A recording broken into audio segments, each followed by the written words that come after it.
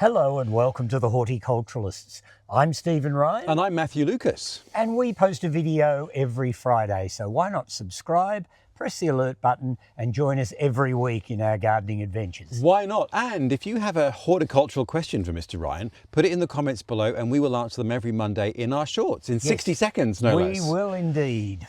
So Stephen, we're next to your grove of beautiful bamboo. Yes. Oh, hang on.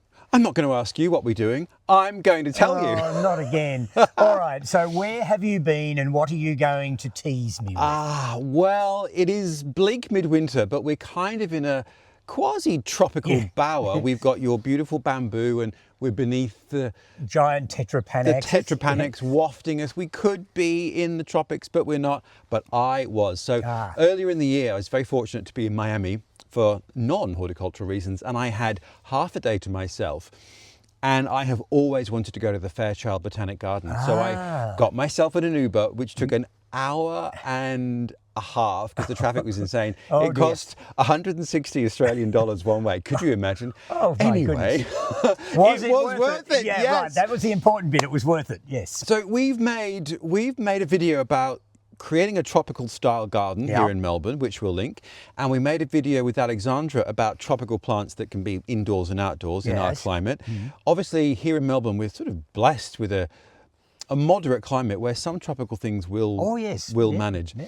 But it was an absolute joy to go to the Fairchild Botanic Gardens. Because it's really in a tropical place. It is, although Miami can get sub-zero, so centigrade or 32 Fahrenheit and below temperatures. It does get sort of cyclical freezes, which obviously causes havoc with lots of introduced tropical plants. But anyway, the day that I went was beautiful and sunny, and off I went. Oh, fantastic. So I'm going to take you through my high points of Fairchild Botanic Gardens. All right, and I look forward to this because you always have, I have to say, quite good taste in plants, other than things about variegated plants which you don't like. Right. But you often pick something really interesting and different, so I look forward to seeing what it was that caught your attention. All right. Well, firstly, a bit of background about Fairchild.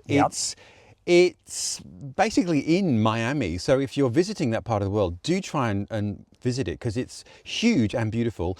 It was started, I think, in the late 30s or mid 30s actually. And interestingly, I was reading this memoir by David Fairchild and I suddenly thought, hang on, let's do some basic Googling. Yes, the Fairchild Botanic Gardens was named after him. He was a great American plant collector and hunter and acclimatizer, Stephen. Oh yeah, so one of those evil people that probably set loose a whole pile of weeds. He did, but he also brought in some amazing things like many bamboos into the States, mangoes, alfalfa. And it was he who brought all the flowering cherries that are now planted throughout Washington and a key moment of springtime in Washington in the States. So he had some good sides as well then. Well, you know, he was doing this in the 1890s, 1900s, so no one really knew what could happen. We had the same thing here with acclimatizers bringing in things that they thought were going to be useful for the colonialists. And in some cases, they turned out to be dreadful pests like rabbits and blackberries. But anyhow, what can you say? So Mr. Fairchild's point of interest was largely productive things. So things that could be good crops and trying to find somewhere tropical in mainland USA to grow these things, hence Miami, hence this block of land, and the Fairchild Botanic Gardens. So it's a wonderful landscape. I think the first two things struck me. Firstly, this incredible cycad. So I walked into, I've never seen anything like it. Now, you know what it is. What is it, Stephen? Right? It's a Dioon.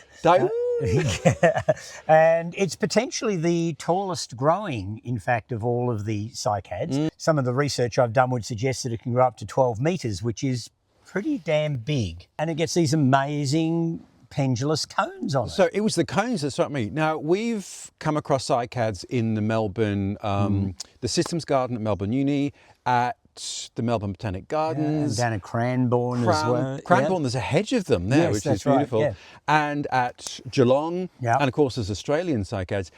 Nothing like the drama of that cone and the height. everyone says, cycads look like palm trees, but they're not. Well, this does look like a palm tree. Yes, it does certainly look like a palm tree, and yes, it isn't. Yes, it isn't. They are, cycads as a group are a really primitive group of plants. They well and truly predate the true palms, which are comparative newcomers in the scheme of things. And so they're probably more closely related to conifers because they are in fact cone-bearing plants. So they have naked seeds and cones just like a conifer does. They are iconic plants, and unfortunately they're slow growing. Most of them require a male and female plant to get fertile seed from the female cones, and they've become something of a trendy item to own. So unfortunately they're being somewhat pressured in the wild, and many of the South African ones are close to extinction because they just go out and they basically rape and pillage the wild and bring home these fully grown cycads that have possibly taken centuries to grow and depauper the natural environment, which is really sad. Yes, but Fairchild has a really great collection from all over the world, I think. So that was the first thing. And then right next to those cycads was a friend of ours that I have never seen with the coloured bark, the wonderful rainbow eucalypt. Oh, yes, Eucalyptus deglupta. It's the only eucalypt that extends into the Northern Hemisphere. And I think it's the only eucalypt that doesn't actually grow on mainland Australia because it grows up through the Philippines and parts of Indonesia and what have you. And I think down into Papua New Guinea as well. But it doesn't make it to mainland Australia, so it's a bit of an outrider in the genus, but it has to have, I think, probably, when it comes to bark stakes, it's got to be right up there at the top of the list of the world's most amazing barks. So you're very lucky to see a well-grown deglupta. Yeah, because we've seen some badly grown ones. Yeah, well... I shouldn't say that, but we saw one at Melbourne Botanic Gardens, which alas is no longer with us. Yeah, well, it was a pretty scruffy specimen. And we saw quite a healthy young one, though, in the System Garden at Melbourne University, which I'm assuming is still there, and we must visit it again at some point or another.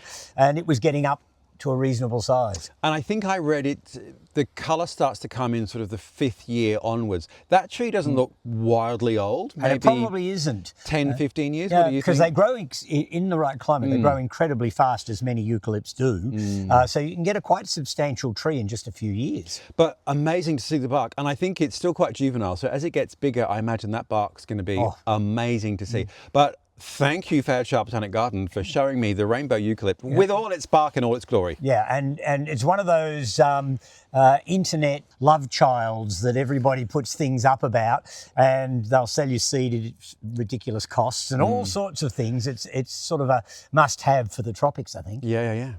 And then just walking through some of the tropical areas, what really made me chuckle, there we are in Miami, it's humid, were misters out in the garden. So it was quite bizarre to see. Obviously, they're trying to create a very particular little micro ecosystem in there, microclimate. And I guess, look, it might have been humid when you were there on the day, but there might be dryish days that could impinge on the health of some of those plants. So I get it, but it is odd, isn't it, to be wandering around and you're thinking, oh God, it's hot and humid and all that sort of thing, and then suddenly there's misters everywhere. But I guess, there's tropics and there's tropics and there's tropics, so there's dry and humid and whatever. So a lot of those plants were from different parts of the world. So it was great to see heliconias in bloom. I mean, we see them in northern Australia, but not often. And philodendrons doing their thing, climbing up the trees. You just see them in supermarkets in little plastic sheets, never free to express themselves. And then the other thing, of course, in that climate is epiphytes. So there was some incredible trees dripping with Spanish moss, with orchids, with... well, it must have been bromeliads. And anthuriums as well, which, again, pot plants here and there. They were nestling on the trees in Fairchild. Beautiful to see. I think that was one of my favourite areas, the really dense planting with incredible plants from all over the world. Beautiful to see. Fantastic. So then, Stephen Ryan, I don't know what your thoughts are. Just keep throwing it at me, What are your thoughts about butterflies? Well, I like butterflies. We actually did a video about what I like to attract into my garden, and one of them was the monarch butterfly. And it flew into the shop, that's right. Yeah, so yes, I do like butterflies. Well, Fairchild has a butterfly house, so it's kind of a greenhouse with lots of flowering tropical plants, ideally suited to attract butterflies. So lots of trumpet-like bright Yeah. coloured plants. But what really amazed me was there was 2 species of butterflies that eat fruit. So they like rotting fruit and they're sucking out, I guess, the sugars. Yeah, they'd be getting the sugars from the fruit. Yeah, From the decomposed fruit. So useless pollinators. Yeah, well, they wouldn't be much good as pollinators, but it is interesting to note because you always think of butterflies and flowers and, you know, the pollinating potential of them. So not all butterflies pollinate. So there you go. That's something I didn't know. But I wonder if this one does. I don't know what the species is, but anyway, I wonder if it, you know, it can swing maybe. both ways, as they say. Who knows? But also in that house was this wonderful palm. What's that red palm Oh, called? the lipstick palm. Lipstick palm. Yeah, wonderful palm. Cyrtostachys renda. Ah, I love it. Again, I've only ever seen pictures of it. So to see it there living its best life with incredible red, I don't know if it's the culm or whether it's the base of the leaf that's red. Yeah, I think it's the sheath of the leaf. So it's the base of the leaf that comes down along the stem, as is the want of most palms, I guess. Now, where's that from? The lipstick palm goes from Thailand down through the peninsula, down as far as Indonesia. So it covers quite a bit of that sort of Malaysian archipelago area. And, of course, comes from very steamy tropical parts. Yeah. Not good for less than steamy Mount Macedon, Stephen, No, right? definitely not. I just have to look at your images and lust. Now, for those of you who don't know, I also have an orchid channel. We should give you a plug at this very moment. Well, here we go. This is my channel. And so lots of gorgeous orchids and great to see them just outdoors. I mean, you know, there are native orchids here, but seeing tropical orchids in situ growing on trees, doing their thing is really amazing. And some amazing specimens grown in pots. But I have never seen Vandas grown like this. So Vandas have this very particular growth pattern. They kind of form almost a stem, lots of aerial roots. They're epiphytes, obviously. But here at Fairchild, they've tied them to canes in this sort of batch. So obviously they're about to come into bloom. Nothing was really in flower at this point, but I imagine when they come out, they're sort of like, I don't know, like fireworks stuck in the ground. Never seen anything like it, but it was intriguing. So, oh, well, there's a technique you might like to emulate at some point. Vandas are tricky in Melbourne unless you've got a greenhouse. But anyway. Oh, well. So one of David Fairchild's passions was palms. So there's an amazing palm collection at Fairchild Botanic Garden. But also, literally within a few metres of where I was with all that mist and that incredibly humid, darker tropical environment is arid tropics. So full sun, quite dry, harsh soil. And there was a favourite friend of ours. Yes, Alluaudia from Madagascar, which is part of a small family of about 3 or 4 genera. Alluaudia itself only has a handful of species, and they are, what are they? They're Dr. Seuss plants. They're the most bizarre looking things with these thick succulent stems and these enormous thorns, and they spend most of the dry part of the year completely leafless. So you've got this sort of, I guess, greyish looking cacti-like thing. But of course, they're not even vaguely related to cactuses. They've evolved in a similar way, but they're a completely different plant group. Interesting. The family actually is restricted to Madagascar. So and you've seen them in the wild, haven't you? Yes, and in fact, I'm hoping to go back in 2026 to take a tour back there again. So yes, I've seen them growing in the wild. They're in quite literally desert sands that are full of mica and things like that. So there's this glittery sand they grow in. And you see the Alluaudias, and you'll see strange succulent euphorbias and baobab trees, so the Adansonias, and it is quite literally a bizarre landscape. In fact, I remember the first time I went into that landscape in the mid-1990s, which was my first trip to Madagascar. I stood in amongst all these plants. I'd done some research, but I really didn't know any of the plants I was standing amongst. And if somebody had said to me they dumped me in the middle of Mars somewhere or something like that, I could have believed it, because I really was completely out of my depth. I didn't understand any of the plants I was looking at, and it was a completely alien landscape. There's life on Mars, as David Bowie said. And we've come across that in the Geelong Botanic Gardens. Yeah, it's growing there was well that there. Incredible specimen. And in the Melbourne Botanic Gardens, and I've got one in a pot that's out in the front surviving. Fantastic. So there we go. Yes. So the arid garden was brilliant. And then just next to it was this avenue of interesting trees. So again, a lot of the things there are sort of purposeful from the original plantings. And this is a fruiting tree. And it struck me because it reminded me when we were at Rayner's orchard. Yes. And we saw quite a few trees that flower from the actual branch, from the stem. Yes. Now, what's that called again? That's called cauliflory. So flowers on stems. And here is an interesting tree that just struck me, reminded me of that. Now, Yeah. what's this one? All right. The tree is Averrhoa bilimbi, Yeah. and one of its common names, and apparently has quite a number, is cucumber tree, because it gets little cucumber-like fruit. And I could see some of them just starting to form. Yeah. Now, it's edible, but apparently quite bitter, so it might be an acquired taste, or you might use it in certain ways, I don't know. But yes, cauliflory is quite common in tropical trees because a lot of them are pollinated by small mammals and other things that run up and down the trunks. Vis-a-vis the lizard that was basking quite happily on this. Yeah, it was probably doing its pollinating thing. Who knows? There you go. Yeah. And I think cacao is perhaps one of the most famous. Yeah. Cauliflory. Cauliflorious trees. Yeah, so there's oodles of them out there, and many of the edible ones, it makes for comparatively easy harvesting. Yeah. You can walk along and just pluck them off the sides of the trunks. It's fabulous. So mooching through the garden, Stephen, one of the things that struck me is Miami's a very different climate to Melbourne and to Mount Macedon, obviously, and yet there were a lot of things that we can grow outside. So some of these moments reminded me of Burnley Gardens, or the Geelong Botanic Gardens, or even our humble homes, because the Monstera that are growing out there, you can just about manage to grow out here, and in Melbourne grows outside. But this particular, I don't know if we're going to call it a shrub or a whatever, I have been growing in Melbourne. It's quite a hard plant to find here. You've got the name. So it's Juanulloa mexicana, and I actually saw it when I was in Madeira last year. Yes, last year, growing at the orchid nursery there in Funchal. It was growing in the garden there, and that was my first sort of meeting of this particular plant, so it fascinated me, and so I immediately had to do some research and find out a little bit about it. And it comes from Mexico and into Central America, and it's in the same family as the potato. So it's in the Solanaceous family. You can maybe see that from the flower. Yeah, and that could mean one of two things. It could mean that it has... It's deadly. Yeah, it could be deadly. That was one of them. Or it could have some edibility. Who Delicious. knows? Yeah, so my gut feeling is probably it's more likely to be deadly than anything else. Yeah. So I wouldn't try. I was thrilled to see it. You didn't mention that you saw it in Madeira. I've never seen it before. And to see it there growing... So it was in dappled shade and sort of...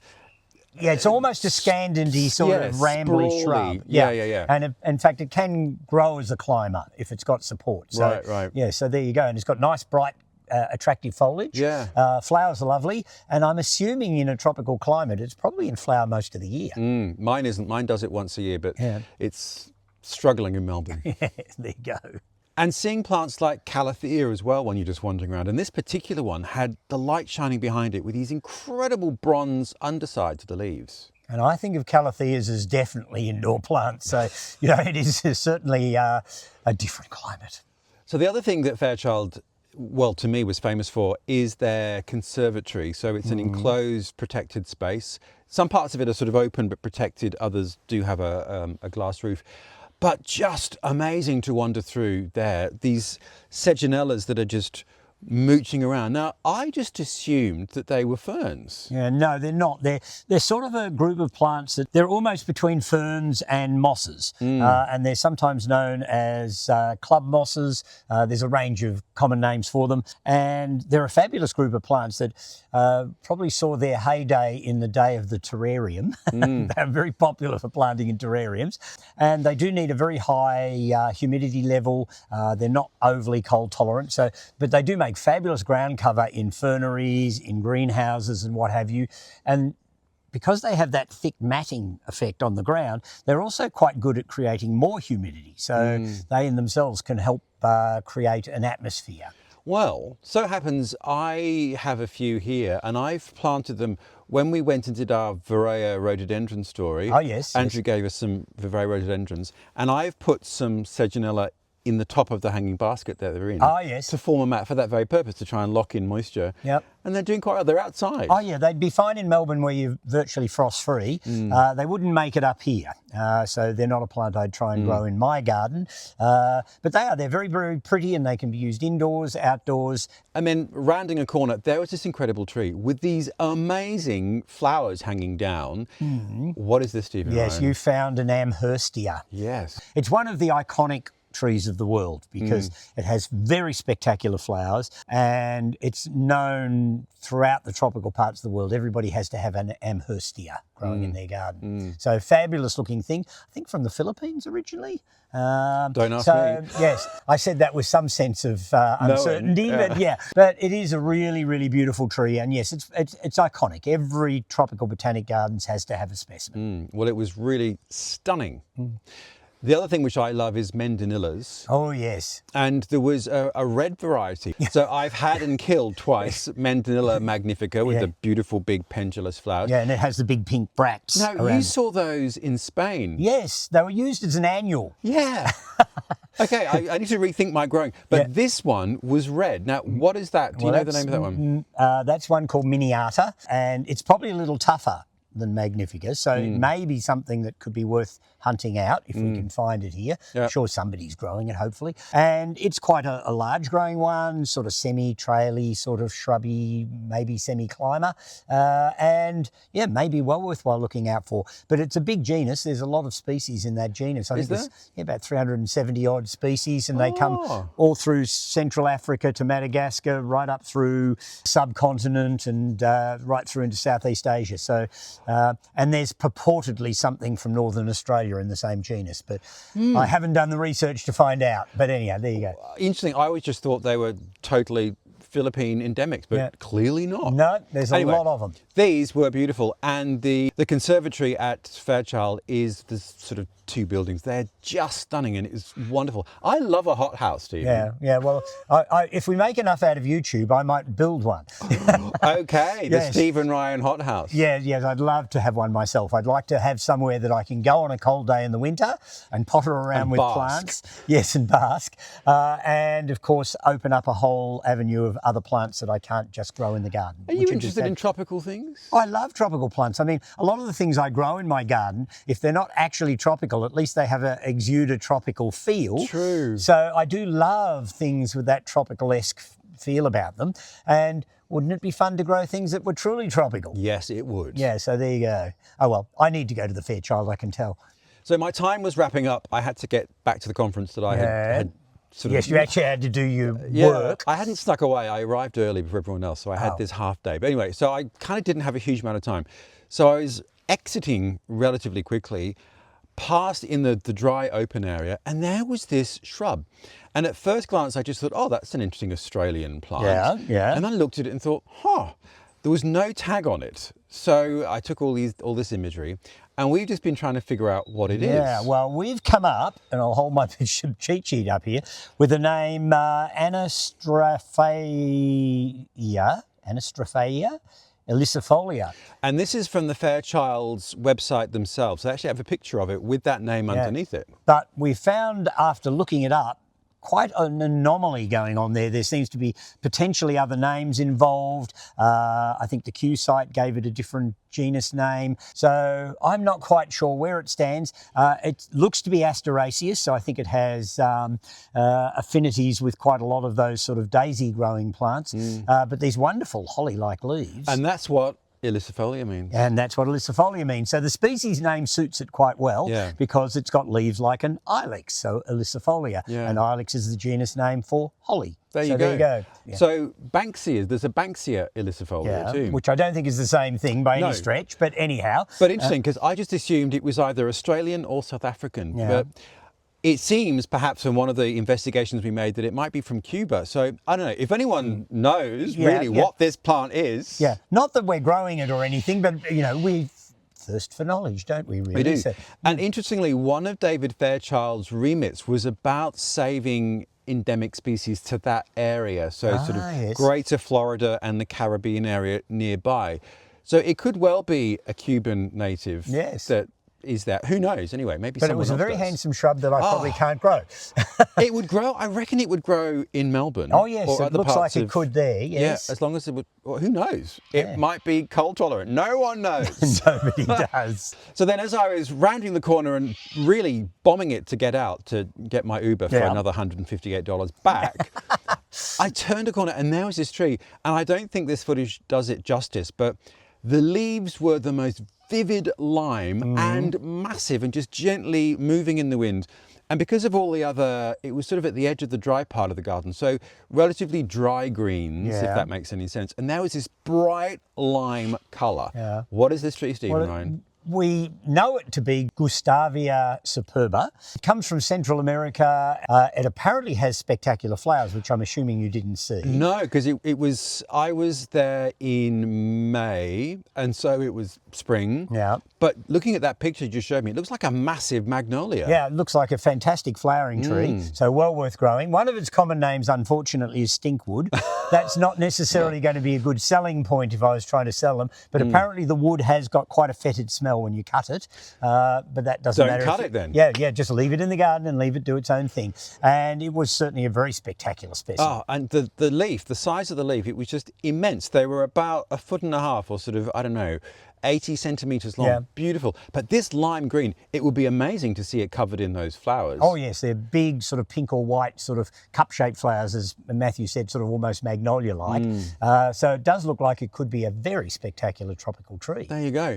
Well, Stephen, have you enjoyed our tiptoe through the tropics? Yeah, I have. I have to say it makes me struggle with wanderlust again. Oh. And certainly I would love to go and visit something like that in due course. But it's really nice to do it vicariously through your photographs and images. And it certainly seems like a place that everybody should visit if they have the chance. Yeah, so if you do get the chance, if you're in the Miami area, do go and have a look at the most incredible garden. But talking of incredible gardens, Stephen, well, we're in yours, but what could we be doing next week? Well, maybe something closer to home, maybe not. Who knows? We've got lots of footage of my travels as well, Yes. which we'll have to deal with. And so it might be one of those. There you go. We've both been hot-footing it around the globe. But if you want to know what we're doing next week, you'll have to hit subscribe. And don't forget the alert button, and don't forget our Monday shorts. So if you want an answer to a burning horticultural question, I will do my best to answer it in less than 60 seconds. There you go. But until then, we look forward to seeing you next week. All right, bye all.